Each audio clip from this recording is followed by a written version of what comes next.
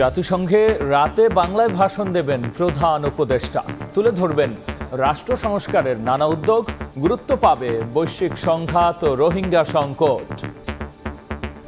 New ইয়র্কে doctor ইউনূসের সঙ্গে একের পর এক বিশ্ব নেতার সফল বৈঠকে অনন্য উচ্চতায় বাংলাদেশ।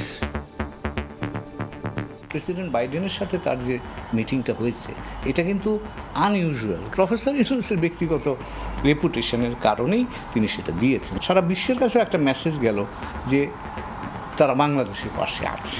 মোটামুটি $6 বিলিয়ন আপনি সহযোগিতার আশ্বাস আমরা পেয়েছি। আমাদের অর্থনীতিকে এখন স্থিতিশীল করতে একটা বড় ধরনের ভূমিকা রাখতে পারে। দেখছিলেন প্রধান শিরোনাম। সন্ধ্যার সময় সঙ্গে আছি আমি গোলাম রাব্বি। এবার অন্যান্য শীর্ষ সংবাদ। দেশের ভেতরে এখনো ষড়যন্ত্র করে যাচ্ছে আওয়ামী লীগ। অভিযোগ বিএনপি মহাসচিবের। গণহত্যাকারীদের রাজনীতি করার অধিকার নেই বললেন জামায়াতের আমির। নভেম্বরেই পদ্মা সেতু হয়ে যশোর পর্যন্ত ছুটবে ট্রেন। শেষ পর্যায়ে কাজ।